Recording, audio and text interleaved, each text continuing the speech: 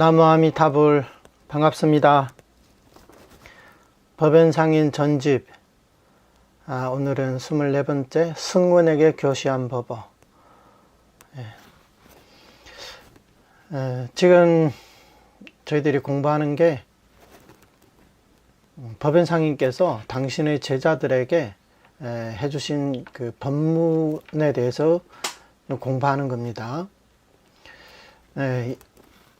23번째 승광에게 교시한 법어, 그 내용이 좀 길고요. 그 다음에 이 나머지 법어들은 다 별로 길지가 않습니다. 이렇게 짤막한 이 법어로 되어 있기 때문에 한번 강의를 할 때 시간에 따라서 몇 가지를 할 수도 있고요.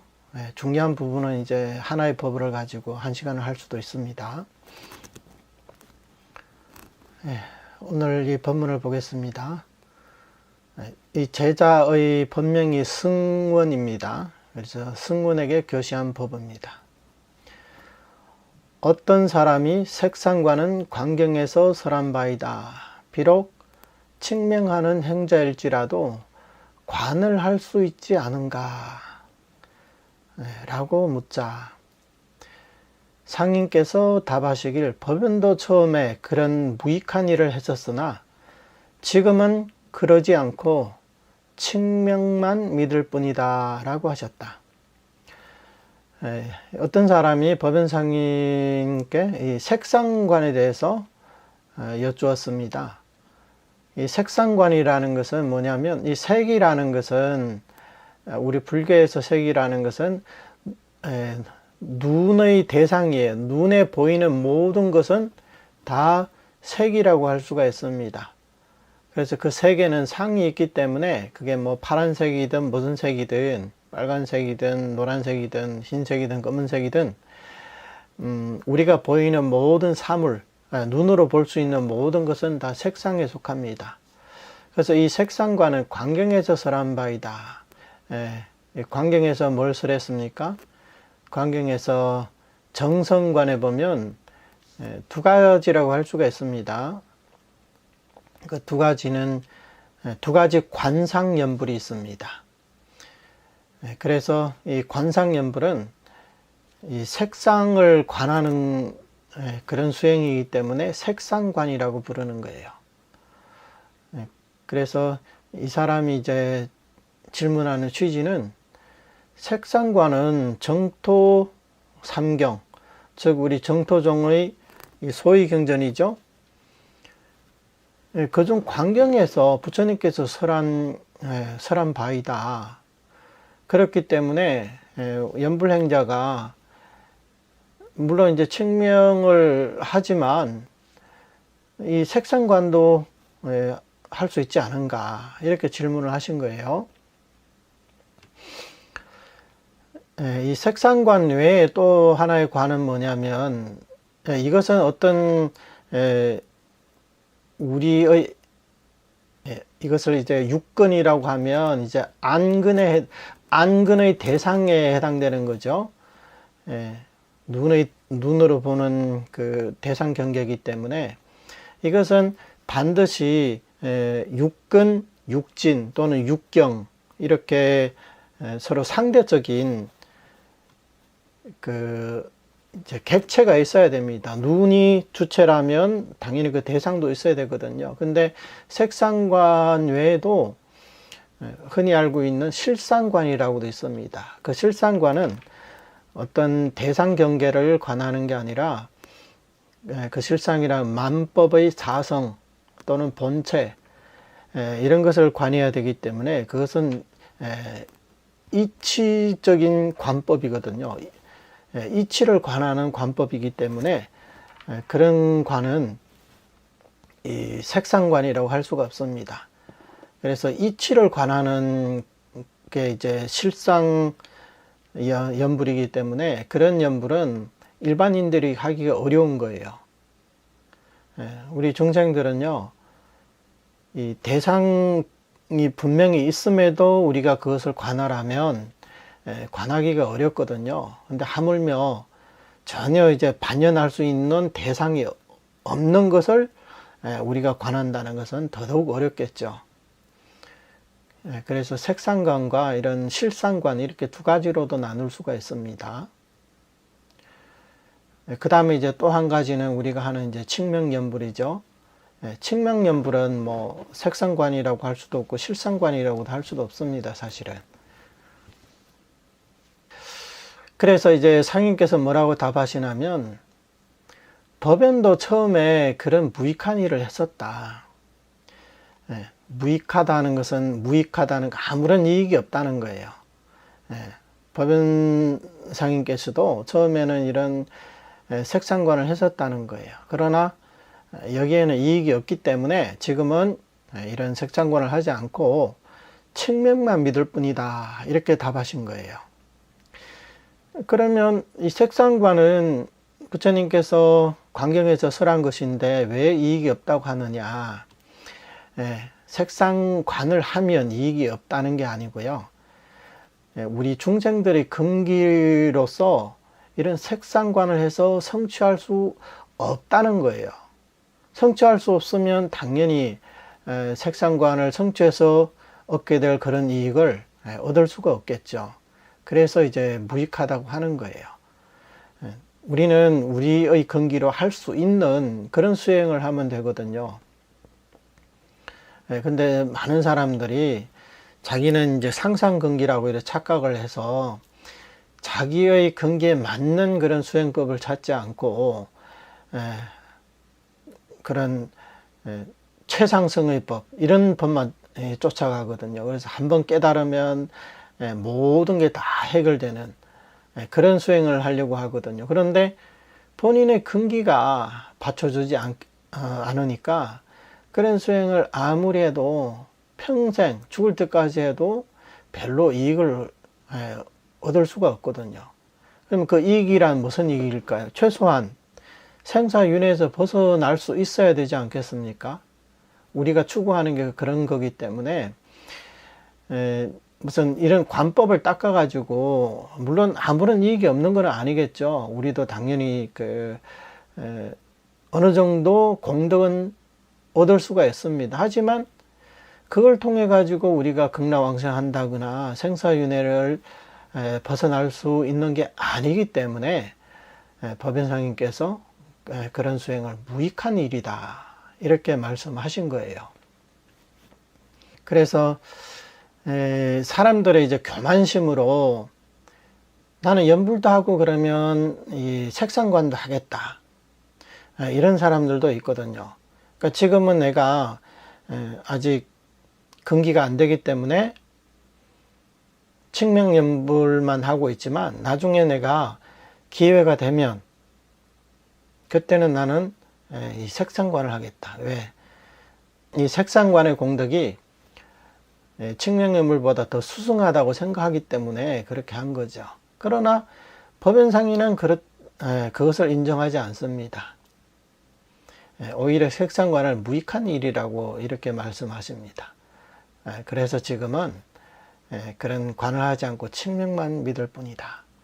자, 여기서 측명만 믿을 뿐이다. 측명한다고 하지 않았잖아요. 이런 말씀은 그렇게 보셔서는 안 됩니다. 측명만 믿을 뿐이다. 이 말씀은 나는 측명만 해서 반드시 왕성한다. 이것을 믿고 지금 전수연불하고 있다. 이런 뜻으로 이해를 하셔야 됩니다.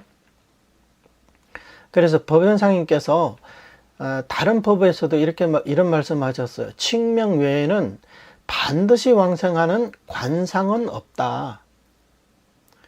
측명을 제외하고는 반드시 왕성할 수 있는 그런 관상법은 없다는 거예요. 그래서 우리는 이렇게 측명만 하면요, 이 관상 속에 이 색상관을 해서 얻을 수 있는 그런 공덕도 그 속에 다 들어있기 때문에 굳이 우리가 측명을 하면서 따로 이 관상을 한다든가 다른 어떤 관법을 닦을 필요가 없습니다. 예전에 이제 어떤 분이 이런 질문을 하셨어요. 연불을 하면서 부처님의 광명이 나를 지금 비추고 있다. 이렇게 관상을 하면서 연불을 하도 되느냐. 여기서 뭐 법연상인께서 된다 안 된다 이렇게 말씀하지 않았죠. 그냥 무익한 일이다 이렇게만 말씀하셨어요. 근데 이 부처님 광명을 관상을 하는 것도요, 물론 뭐 꼭 안 된다고 이렇게 말할 수는 없습니다. 뭐 본인이 그렇게 하고 싶다면 하셔도 되겠죠. 그러나 우리가 교리를 안다면요, 굳이 그렇게 하지 않으셔도 됩니다. 물론 이제 어떤 사람들은 처음에 연부를 잘하기 위해서, 마음을 가라앉히기 위해서 먼저 부처님의 광명을 관상을 하고 나서 그 다음부터 이제 연부를 한다. 뭐 그렇다면 그것을 일종의 조업으로 이렇게 사용할 수는 있겠죠. 근데 처음부터 끝까지 부처님의 광명을 관상하면서 연부를 한다? 그럴 필요는 없을 것 같아요. 왜냐하면 광경에서 뭐라고 했습니까? 광명은 시방세계를 두루 비추면서 연불하는 중생을 섭취불사한다고 했잖아요. 우리가 관상을 한다고 해서 부처님이 광명으로 우리를 비추는 게 아니라, 연불하는 사람은 부처님께서 언제나 그 사람에게 광명으로 비춰주신단 말이에요. 따라서 우리가 그런 관상을 하지 않아도 이것은 저절로 얻게 되는 그런 이익이기 때문에 굳이 칙명을 하면서 또 관상까지 그렇게 할 필요는 없다. 이런 말씀을 드리는 겁니다.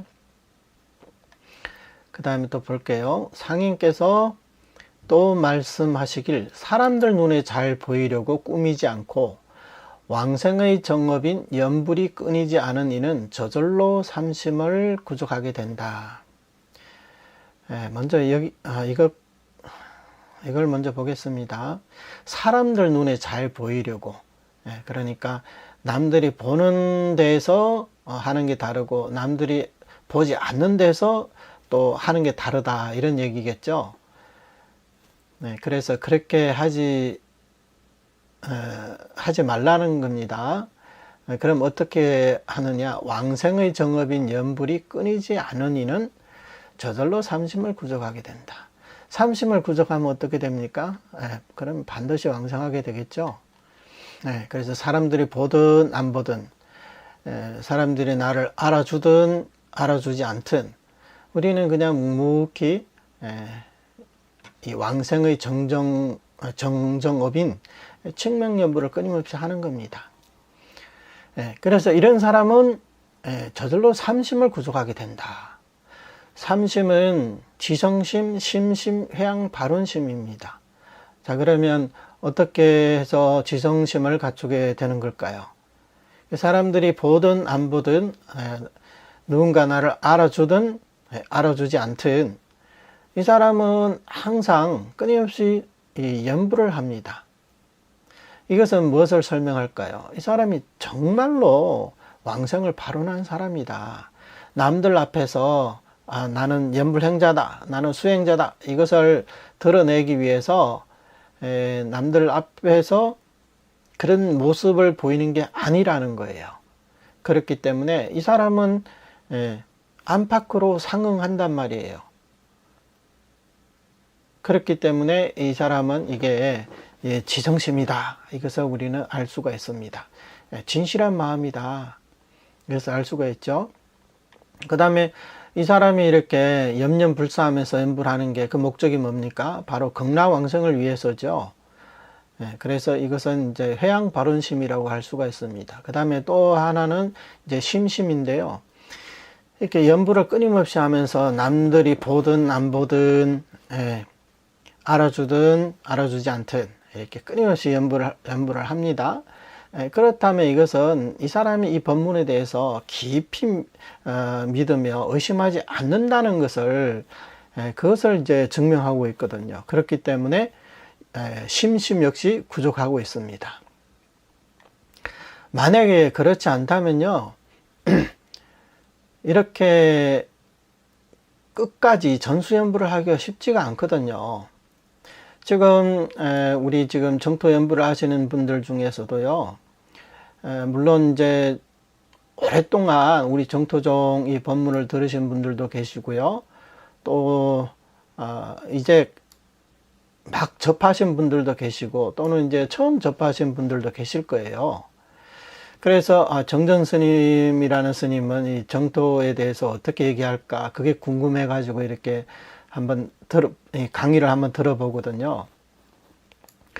그래서 이렇게 듣고 나서 그래 나름대로 일리는 있는 것 같아 이렇게 생각을 합니다. 그런데 이런 사람들도요, 만나는 스님이 저만 있는 게 아니기 때문에 또 다른 또 스님들은 이 정토 보면 어떻게 할까 그게 궁금하단 말이죠. 그래서 그 가서 또 들어요.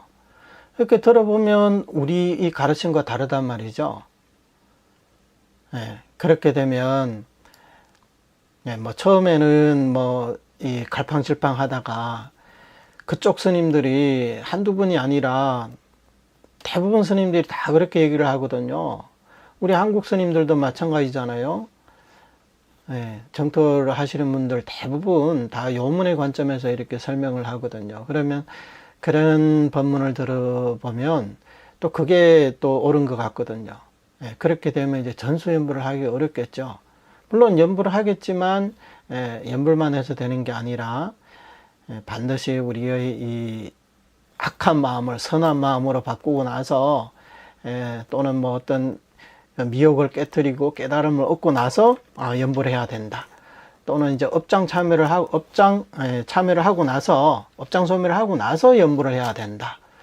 뭐 등등등 뭐 여러 가지 그런 조건들이 있습니다. 그래서 그런 얘기를 듣고 나니까 또 그게 맞는 것 같거든요. 그러다 보면 이제 전수연불이 파괴돼 버리거든요. 그 다음에 또 어떤 사람들은 이 법문을 들으면서 예전에 이제 다른 법문을 듣다 이 법문을 들으면 처음에 당연히 의심이 생깁니다. 저거는 너무 치우친 교리가 아닌가? 한쪽으로 너무 치우쳐 있는 게 아닌가? 이런 생각을 할 수가 있거든요. 왜? 남들은 다 뭐 육바라밀을 닦고 발보르심하고 뭐 어떻게 뭐 이런저런 수행 다 얘기를 하는데 여기서는 그런 수행이 다 필요 없고 전수연불만 오로지 칭맹연불만 하면 왕성할 수 있다. 그것도 100% 왕성할 수 있다. 그리고 이제 악인도 연불하면 반드시 왕성한다. 이런 얘기를 들으니까 왠지 좀 한쪽으로 치우친 것 같은 그런 느낌이 들거든요. 그러다가 이제 다른 스님이 다른 말 하는 거 들으면 그거 봐. 전에 내가 좀 의심스럽다고 생각했는데 역시나 그게 아니었어. 그렇게 해서 이 전수연불이 이제 또 파괴가 되는 겁니다. 그러면 이제 또 여러 가지 자평을 하게 되겠죠.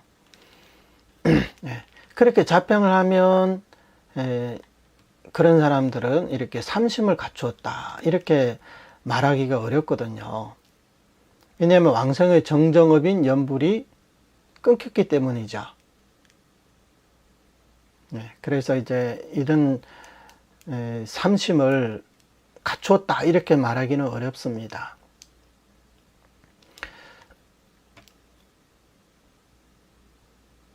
그 다음에 또 볼게요. 예컨대 갈대가 무성하게 자란 못에 보름달이 묻고 있으나 먼 곳에선 보이지 않는다.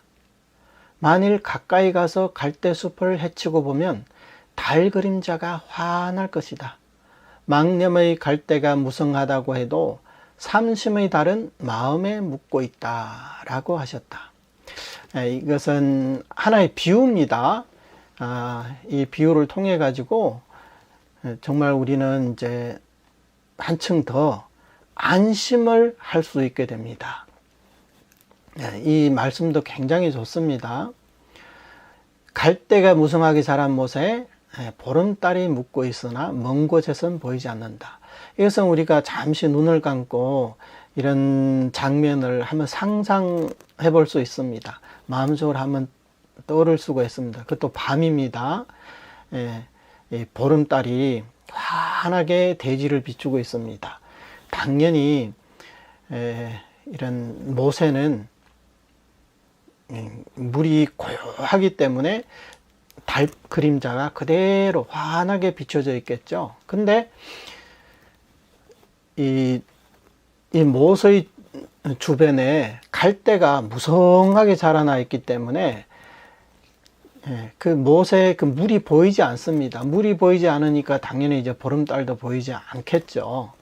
그래서 가까이 가서 이런 갈대 숲을 싹 헤치고 들어가 보니까 보름달이 이미 이 못 한가운데 환하게 지금 비춰져 있습니다.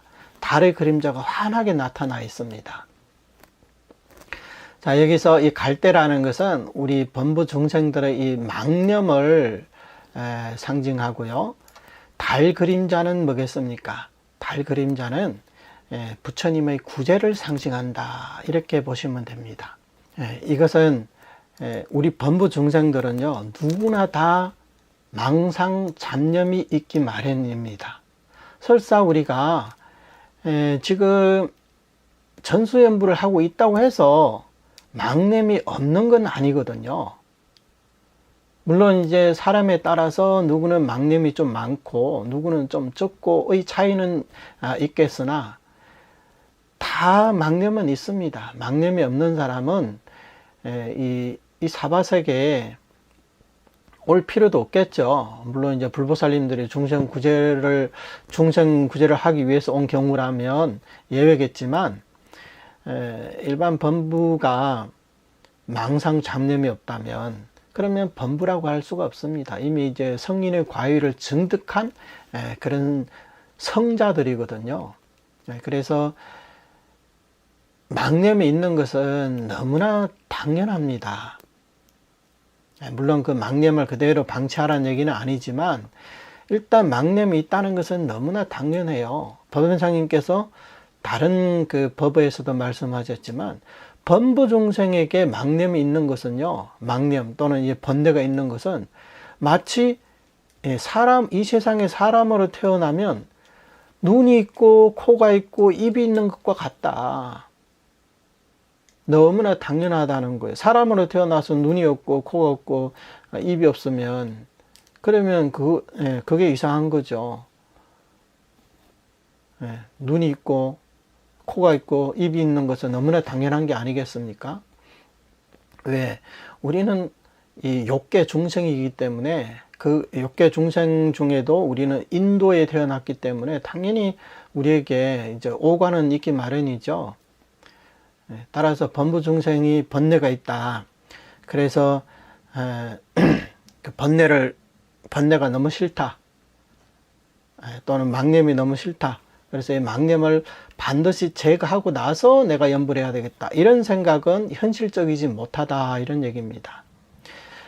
특히 우리 정토종에서는요, 망념이든 번뇌든 이것은 우리의 왕생하는데 전혀 영향력을 행사할 수가 없습니다. 우리가 교리만 제대로 안다면 이런 번뇌 망상이 우리의 왕생을 장애할 수 없다. 이것은 우리가 확실히 알고 계셔야 됩니다. 왜?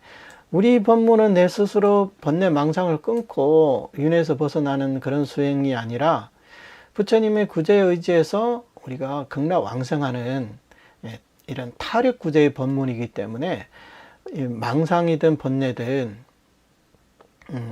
절대 우리의 왕생을 장애할 수가 없습니다. 그래서 우리에게 많은 이 번뇌가 있습니다. 그래서 이 번뇌가 표출되는 형태도 각각 다르겠죠. 어떤 사람은 탐심이 좀 많을 수도 있고요. 어떤 사람은 화를 잘 낼 수도 있고, 어떤 사람은 좀 어리석을 수도 있습니다. 그거는 각자 이제 사람마다 좀 다르거든요. 또 어떤 사람은 번뇌가 좀 많을 수도 있고요. 어떤 사람은 좀 적을 수도 있습니다. 그래서 보통 이제 그 논서에 보면 다분, 소분 이렇게 얘기를 하거든요. 다분이라는 것은 탐진치가 다 많은 사람이 있고요. 어떤 사람은 탐심은 많은데 진심, 치심이 적은 사람이 있어요. 어떤 사람은 탐심도 없고 치심도 없는데 이 진심이 또 많은 사람이 있어요. 그래서 이게 각자 근기마다 천차만별입니다. 그래서 우리가 어떤 사람을 볼 때 저 사람은 왜 연불하면서 왜 저렇게 탐심이 많을까? 왜 저렇게 성질을 잘 낼까? 왜 저렇게 어리석을까? 또는 왜 저렇게 남을 질투를 많이 할까? 각자 그 성향이 다 다르거든요. 그래서 저런 사람은 아마 이 원생심도 간절하지 않을 거야, 이렇게 생각할 수는 없습니다. 그렇게 생각해서도 안 되고요. 그래서 우리 정토 법문은요, 연부라는 사람은 어떤 사람이든 우리는 절대 그 사람을 무시해서는 안 됩니다. 흔히 이런 말을 많이 하죠. 아이고, 연불행자가 마음을 저렇게 써서 저 어떡하냐, 이런 얘기를 많이 하거든요. 연불행자라고 해놓고 어떻게 마음을 저렇게 썼느냐, 어떻게 행동을 저렇게 하느냐. 물론 그런 마음, 그런 행동이 좋다는 것은 아닙니다. 그러나 각자의 번뇌가 다 다르기 때문에 어떤 사람은 이제 겉으로 표출되는 그 번뇌가 자기의 그런 번뇌에 못 이겨서,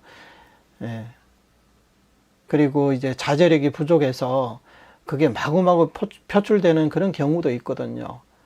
한바탕 성질내고 나서 또 후회하고, 잘못된 일을 하고 나서 또 후회하고, 그 사람이 그러고 싶어서 그러는 게 아니라 이 번뇌에 이끌려서 자기도 모르게 그렇게 되거든요. 마치 그 휘발유가 곁에 이제 휘발유가 있으면요, 우리가 불을 딱 붙이면 바로 붙거든요. 그러니까 이 화를 내기 좋아하는 사람도 화를 내는 게 안 좋다, 이것을 몰라서가 아닙니다. 그런데 이 성질이 그렇거든요. 누군가 옆에서 이 불만 지피면 바로 붙어버리거든요. 그래서 화를 내고 후회하고, 화를 내고 또 후회하고, 그러면서 또 연불하고, 이런 사람들도 분명히 계실 겁니다.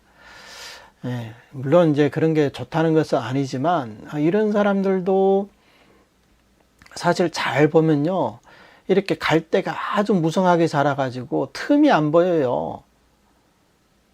그래서 보름달이 보이지 않습니다. 그런데 우리가 멀리서 보니까 그런데, 우리가 가까이 가서 이 갈대숲을 헤치고 보면 그 사람 마음속에도 달 그림자가 환하게 있다는 거예요. 그래서 망념의 갈대가 무성하다고 해도 삼심의 달은 마음에 묻고 있다, 이렇게 말씀하신 거예요. 이런 법을 들으니까 굉장히 안심이 되죠. 물론 우리 모두 불자기 때문에 부처님께서 탐진치 삼독을 방종하라, 이렇게 말씀하시지는 않았습니다. 그런 게 안 좋다는 걸 알면 최대한 그런 번뇌를 줄이려고 노력을 해야 됩니다. 끊임없이 이 교리를 통해서 또 이제 본인의 마음을 이제 다잡는 그런 연습을 해야 되겠죠. 이런 번뇌들은 본인한테도 해롭고 남들한테도 이제 해를 주거든요. 피해를 주거든요. 그렇기 때문에 극복하려고 노력을 해야 됩니다. 다만 내가 지금 성질이 자꾸 이렇게 나오고, 나도 모르게 성질이 나오고, 내가 이렇게 욕심이 많고, 또 어떤 번뇌가 있다고 해서 그러면 나는 연불하도 아무 효과가 없겠구나, 나는 왕성 못하겠구나, 이런 생각은 하실 필요가 없다, 이 말씀입니다. 아무리 이 번뇌가 치성한 사람도 이렇게 위와 같이 사람들 눈에 잘 보이려 꾸미지 않고 왕생의 정업인 연불이 끊이지 않는 이는 저절로 삼심의 달을 구족하게 된다. 이 갈대는 이제 망념을 상징하고요. 아까도 말씀드렸죠. 보름달은 뭐라고 했습니까? 부처님의 구제라고 했습니다. 그래서 비록 우리의 마음속에 망념이 분분해도 절대 우리의 왕생을 방해할 수 없다. 그렇기 때문에 이 삼심의 달이 마음에 묻고 있다, 이렇게 말씀하신 거예요.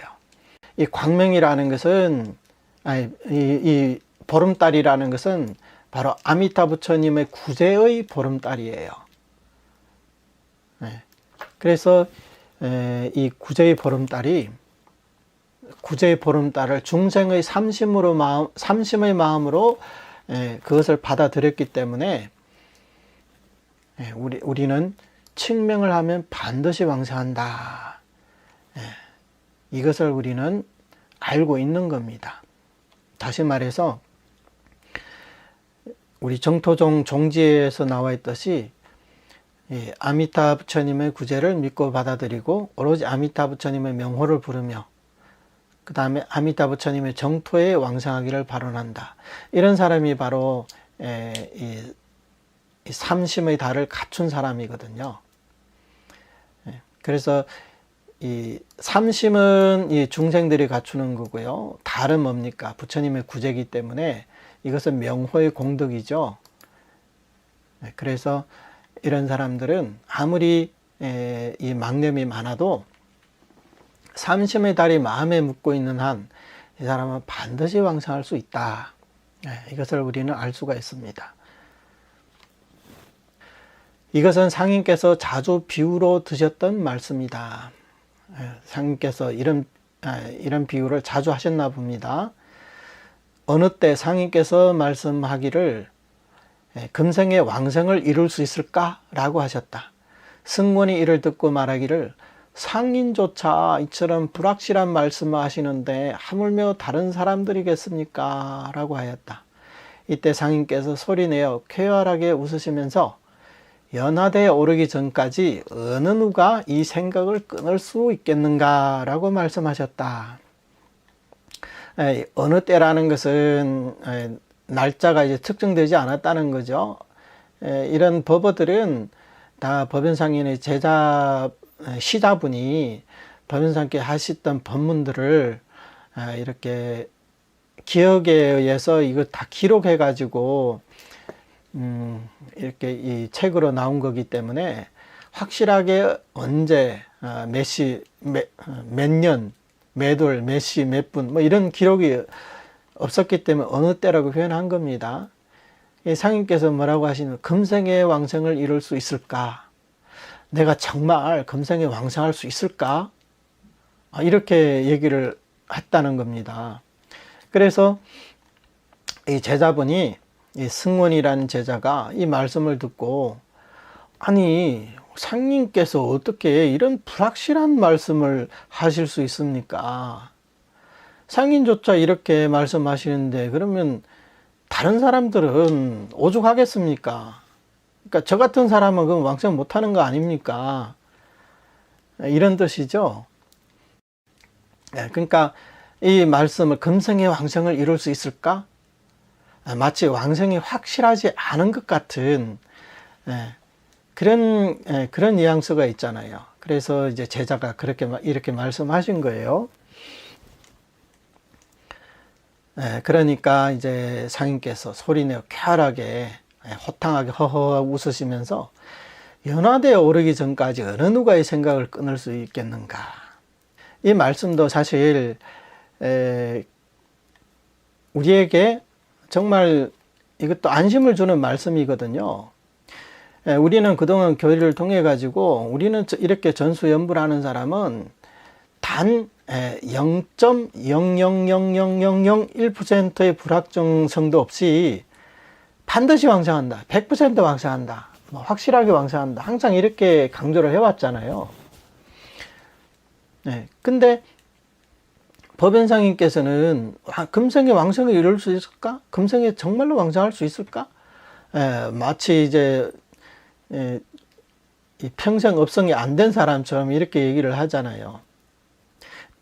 여기에도 그만한 뜻이 있습니다.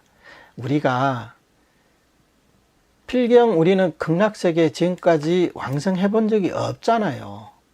그렇기 때문에 아직 왕성하기 전까지는, 즉 연하대에 오르기 전까지는 이런 생각을 끊을 수가 없다는 거예요.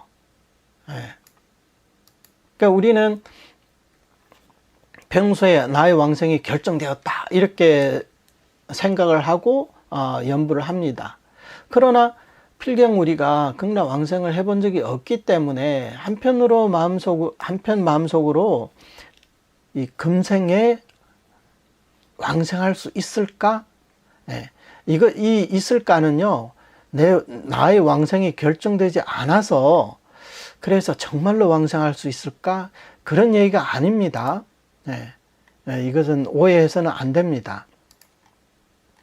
이 말씀은 무슨 말씀이냐면 내 마음속으로 반드시 왕성한다. 이것을 알면서도 아직 우리가 연화되어 오지 않았기 때문에 왕생하고자 하는, 임종할 때 부처님께서 오셔가지고 관세음보살, 대세지보살 오셔가지고 연화대를 우리 앞에 딱 갖다 줍니다. 그러면 우리가 연화대 올라서 왕생하잖아요.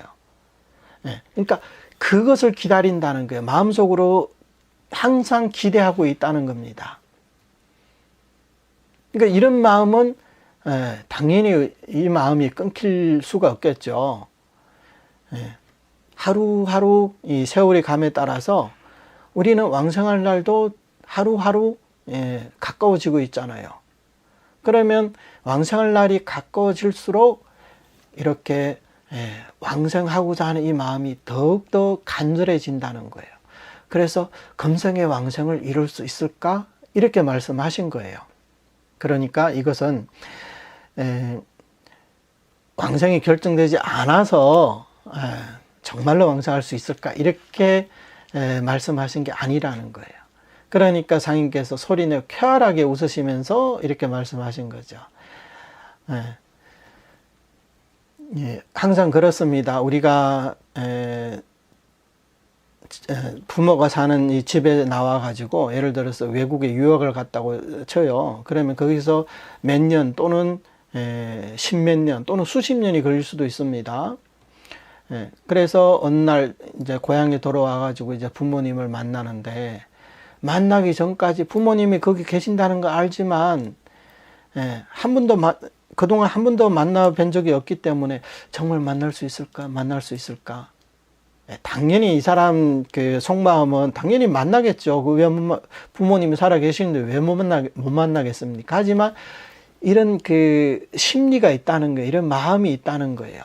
이 정통행자라면 아마 누구나 다 느낄 겁니다. 정말로 나는 반드시 왕생한다 이렇게 생각하면서도 이 부처님께서 나를 영접하러 오시기를 바라는 그 마음은 절대 끊이지 않을 겁니다. 그렇기 때문에 우리가 나는 왕생이 결정되었다. 왕생이 결정되었기 때문에 내가 임종할 때 부처님이 안 오셔도 된다. 이미 왕생이 결정되었고 이미 나는 왕생했다. 그러니 부처님이 안 오셔도 상관없다. 이렇게 생각을 해서는 안 되겠죠. 우리는 우리의 왕생이 결정되었다. 이것을 알면서도 임종할 때 부처님이 연화대를 들고 우리를 영접하러 오시기를 정말로 기대하고 또 기대하고 있습니다. 바로 그런 심정을 이렇게 표현을 하신 거예요. 그 다음에 이제 다음 법문을 보겠습니다. 이제 도편에게 교시한 법어. 이건 굉장히 짧죠? 도편도 이제 제자분입니다.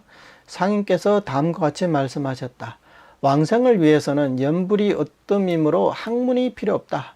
그러나 연불 왕생의 이치를 믿기 위해서라면 배워도 좋다. 여기서는 이 간단한 법인데 여기 연불과 학문의 관계에 대해서 이렇게 설명을 해놨습니다. 연불과 학문은 어떤 관계일까요? 당연히 이제 연불이 이제 주가 되어야 되겠죠. 학문을 왜 합니까? 바로 연불을 하기 위해서 학문을 하는 거예요. 그렇기 때문에 이 연불 왕생의 이치를 아는 사람이라면 이 사람은 따로 이런 학문이 필요 없다는 거예요. 다시 말해서 교리 공부도 필요 없다는 거예요. 내가 전수연불하면 반드시 왕생한다. 이것은 그냥 단순히 이론적으로 아는 게 아니라 내 마음속에 이미 이 생각이 확고해서 누가 와서 뭐라고 해도 내 이 마음이 바뀌지 않는다. 이런 확신이 있으신 분들은 굳이 교리를 따로 공부 안 하셔도 됩니다. 물론 그분이 만약 포기도 하겠다 그러면 교리 공부를 해야 되겠죠. 근데 이제 본인은 나는 포교할 생각은 없고 금생에 어떻게든 반드시 이제 왕생을 하겠다. 이런 사람이 만약에 이렇게 연불왕생을 믿고 이렇게 연불을 한다면 다른 학문이 필요 없습니다. 그러나 대부분 사람들이 이 믿음이라는 게 그냥 이렇게 생겨나는 게 아니거든요. 이 학문이 필요 없이 그냥 연불만 하면 왕생할 수 있다. 이것을 믿고 연불하는 사람은 굉장히 드뭅니다. 옛날에 이제 시골에 이제 노인분들 정말 이제 글도 모르고 그냥 연불하면 좋다니까 무조건 연불만 하신 분들, 이런 사람들은 그렇게 하셔도 되겠죠. 근데 대부분 사람들은 그게 쉽지가 않습니다. 그러니까 믿음이라는 이것도 일종의 연기법이거든요. 여러 가지 인연의 화합 속에서 믿음이라는 게 생겨나는 거예요. 그냥 누구한테 한두 마디 듣고 믿음이 생겨났다. 이것은 그 사람이 전생에 그만한 성근이 있기 때문에 그렇게 가능한 거예요. 근데 이게 모든 사람에게 공통으로 적용되는 게 아니기 때문에 대부분 사람들은 그래도 연불 왕생의 이치를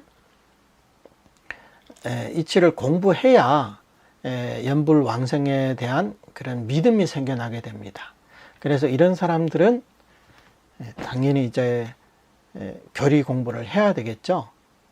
근데 이 교리 공부는 내가 많이 알기 위해서, 남들 앞에서 자랑하기 위해서, 또는 내가 무슨 책을 쓰기 위해서, 그래서 배우는 게 아니라 연불왕생의 이치를 믿기 위해서 우리가 배우는 거예요.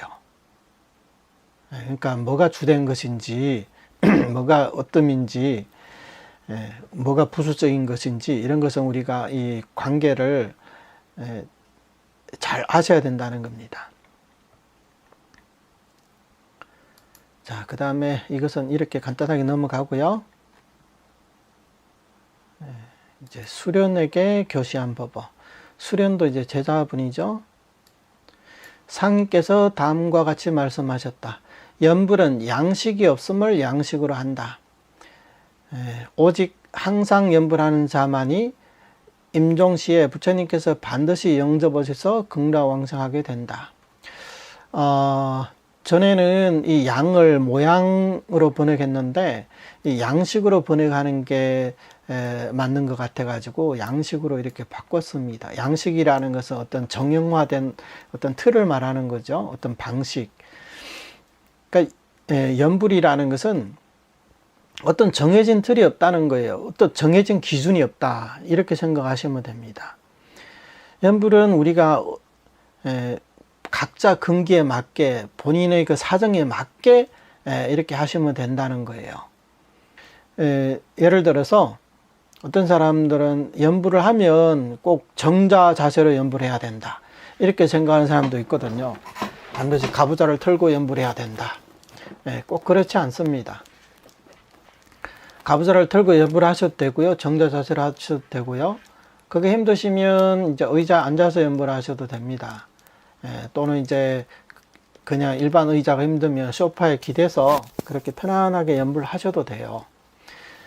그렇기 때문에 우리 정토종 연불은 양식이 없음을 양식으로 한다.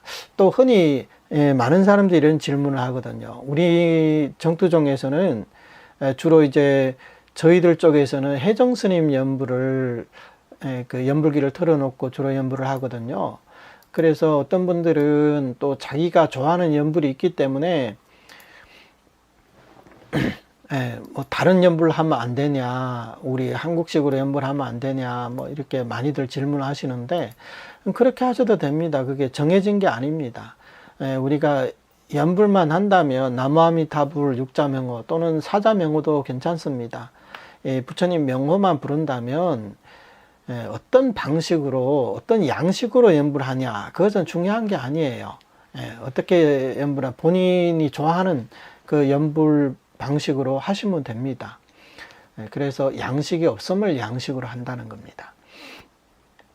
그러니까 여기서 양식이 없음을 양식으로 한다, 이 말도 우리가 잘 이해를 해야 되는데, 잘못 이해하면, 어떤 사람은 이제 정자연불을 좋아하거든요. 그러면 그 사람에게 연불에 양식이 없음을 양식으로 한다고 했는데 당신이 그렇게 정자연불을 하는 게 그 양식이 있는 게 아니냐, 오히려 이렇게 반문할 수가 있거든요. 사실 이게 궤변이라고도 할 수가 있죠. 그렇게 따지면 어떻게 염불하도 안 되거든요. 누워서 염불하면 왜 누워서 염불하냐, 그게 양식이 아니냐 하고요. 서서 염불하면 왜 서서 염불하느냐, 서서 하는 게 그게 양식이 아니냐, 또 그렇게도 반문할 수 있거든요. 근데 그런 뜻이 아니라 양식이 없음을 양식으로 한다는 것은 어떤 방식으로 염불하도 다 된다, 이런 뜻으로 우리가 이해를 하셔야 됩니다. 각자 근기가 다르고 형편이 다르고 사정이 다 다르기 때문에 이 염불이라는 것은 꼭 정형화된 어떤 그런 양식이 없어서 본인이 편한 대로 하시면 된다는 거예요. 물론 이제 저희들 같은 경우에 대중들이 함께 모여서 이제 염불을 하려면 통일된 그런 양식이 있는 게 좋겠죠. 이제 각자 제각각 하게 되면, 그러면 이제 함께 모여서 염불을 하면 그게 맞지 않기 때문에, 그때 그 사정에 맞지 않기 때문에 그때는 다 같이 똑같이 이렇게 같은 양식으로 염불을 하시고요. 개인적으로 염불할 때는 이제 본인이 편한 대로 그게 어떤 방식으로 하든 누구의 염불로 하든 그것은 크게 상관없다. 그래서 염불은 양식이 없음을 양식으로 한다. 그리고 오직 항상 염불하는 자만이 임종시에 부처님께서 반드시 영접하셔서 왕생을 하게 된다. 그러니까 우리는 끊임없이 염불을 해야 된다는 거예요. 그렇게 염불하면 본인이 편한 대로, 양식이 따로 없기 때문에 양식 없이 이렇게 항상 염불하는 자는 임종시에 우리는 반드시 왕생한다. 그러니까 이것은 뭐 별로 어려운 뜻은 없습니다. 우리가 앉아서 염불할 수 있으면 앉아서 하고요. 그거 힘들면 서서 해도 되고요. 그것도 안 되면 경행을 하면서 염불해도 되고요. 그것도 힘들면 누워서 하셔도 되고요. 그거는 각자 사정에 맞게 그렇게 하시면 됩니다. 그 다음에 상인께서 묻기를, 예컨대 어떤 사람이 말하기를 저 연못 속에 있는 연꽃은 연꽃이 아니라 매화꽃이고 벚꽃이다 라고 한다면 자네는 그 말을 믿고서 저것이 매화꽃이나 벚꽃이고 연꽃이 아니라고 생각하는가?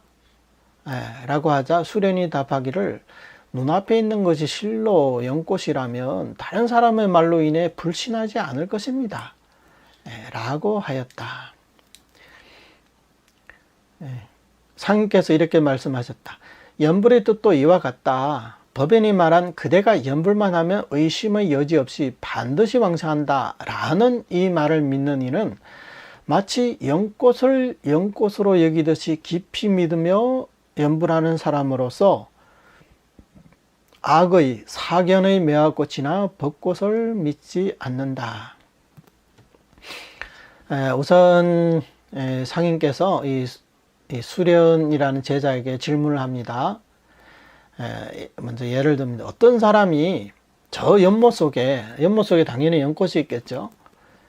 근데 그 연꽃은 연꽃이 아니라 저것은 매화꽃이고 벚꽃이다. 이렇게 말을 합니다. 그러면 자네는 그 말을 믿고, 그 사람 말을 믿고, 그래요, 저것은 연꽃이 아니라 저것은 매화꽃이고 벚꽃입니다. 이렇게 생각을 할 것이냐. 그러니까 제자 수련이 이제 답하기를, 눈앞에 있는 게 이게 연꽃이라면 당연히 그게 연꽃이지, 다른 사람이 이게 연꽃이 아니다, 이게 다른 꽃이다, 그렇게 해서 이게 연꽃이 아니라고 믿고 이것이 무슨 매화꽃이니 벚꽃이니 그렇게 생각하지 않을 거다, 이렇게 답을 하신 거예요. 이것은 사실 너무나 당연하잖아요. 그래서 이제 상인께서 끝으로 이렇게 말씀하시는 거예요. 염불의 뜻도 이와 같다. 법연이 말한 그대가 염불만 하며 의심의 여지 없이 반드시 왕생한다 라는 이 말을 믿는 이는 마치 연꽃을 연꽃으로 여기듯이 깊이 믿으며 염불하는 사람이다. 법연 상인께서 뭐라고 말씀하셨냐면, 그대가 염불만 하면 의심의 여지 없이 반드시 왕생한다. 이것이 하나의 정답이라는 거예요. 예. 이것이 바로 연꽃을 연꽃으로 여기는 겁니다. 이것은 법연상인 본인이 지어낸 말이 아니라 이것은 부처님의 말씀, 서가모니 부처님의 말씀, 그리고 아미타 부처님의 본원에 근거해서 이렇게 하신 말씀이에요. 그렇기 때문에 이것이 하나의 정답이라는 거예요. 그래서 이런 사람은 절대 바뀌지가 않습니다. 연꽃을 당연히 연꽃이라고 생각하는 거죠. 그렇게 당연히 연꽃은 연꽃이죠. 이게 누가 뭐라고 말해도 그 마음이 바뀌지 않는다는 거예요. 그래서 깊이 믿어서 의심하지 않는다. 남들의 말로 인해서 그것에 대한 인식을 바꾸지 않는다. 그런데 삿된 견해를 가진 사람, 그러니까 악의 사견이다. 악의 사견은 뭐냐면 이 번역하면 나쁜 뜻, 그리고 삿된 견해, 뭐 이렇게 번역할 수가 있는데 사실 뭐 삿된 견해, 뭐 나쁜 뜻 이렇게 그대로 해석하는 게 아니라 교리를 잘못 이해한 사람들을 악의 사견이다 이렇게 말하는 거예요. 교리에 대해서 잘못 이해한 사람들, 그 사람들은 이제 악의 사견이다 이렇게 말하는 겁니다. 이런 사람들 어떻게 생각하느냐? 이런 사람들은 뭐라고 말하냐면 연불만해서 왕생할 수 없다. 연불만해서 왕생이 결정되지 않는다 이렇게 말한다는 거예요.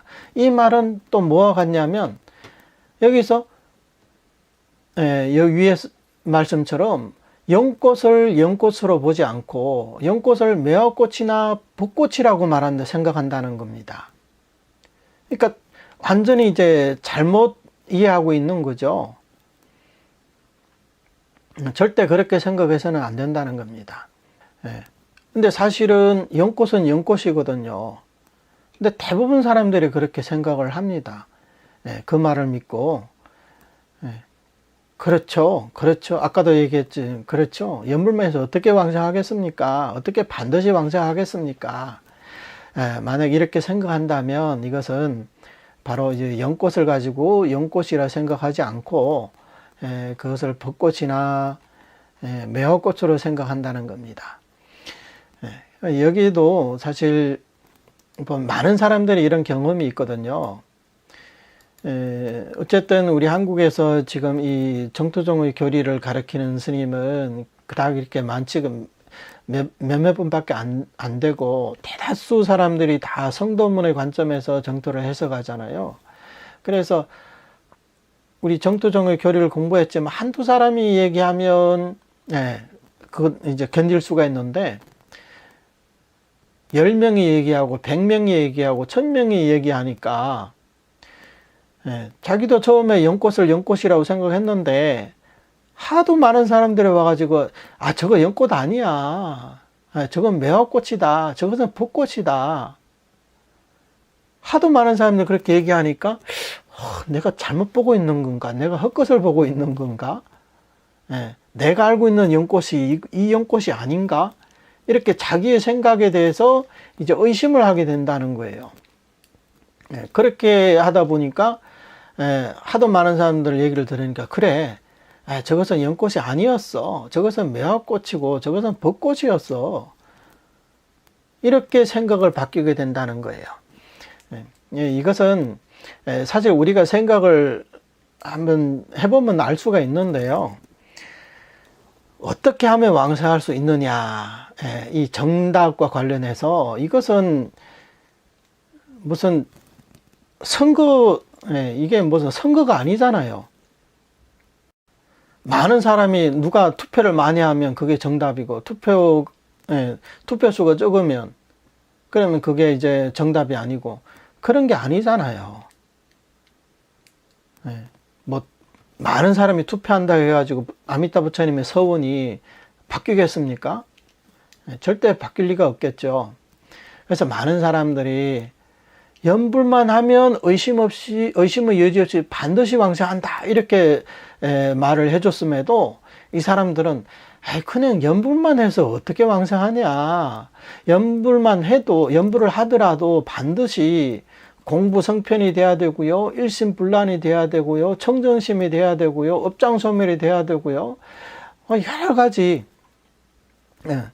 이 악업을 지어서는 안 되고, 뭐, 온갖 그런 조건들을 여기다가 덧붙이거든요. 그러니까 지계가 청정해야 되고, 마음의 청정심이 있어야 되고, 선정력이 있어야 되고, 그러니까 뭐 여러 가지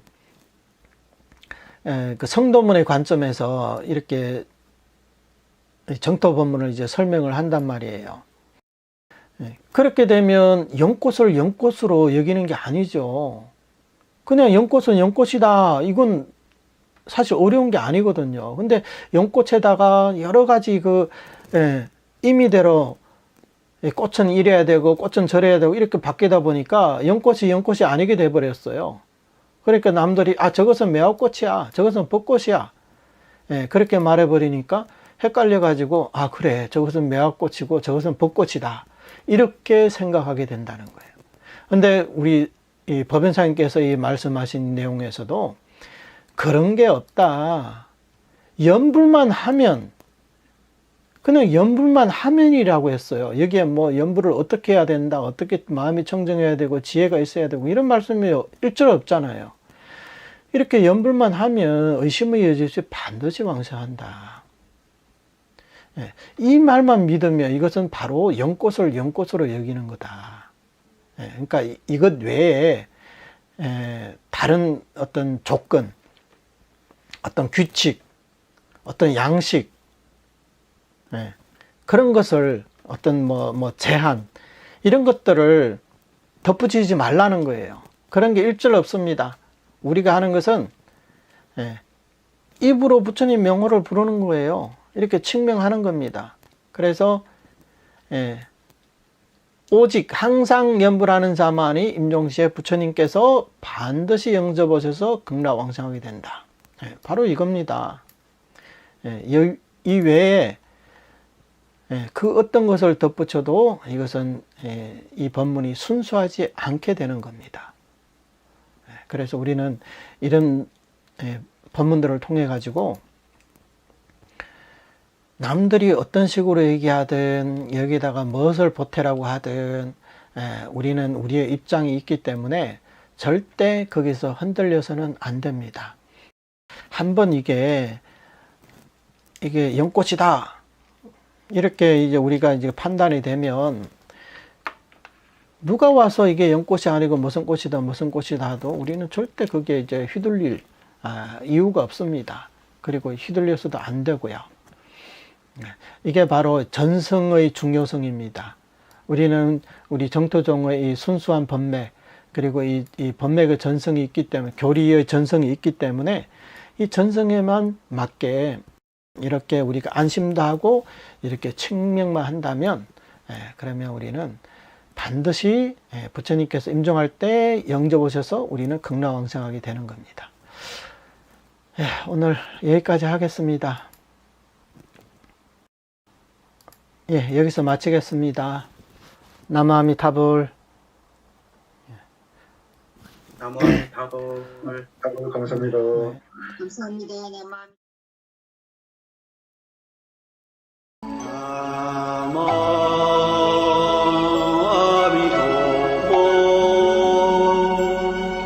나무아미타불.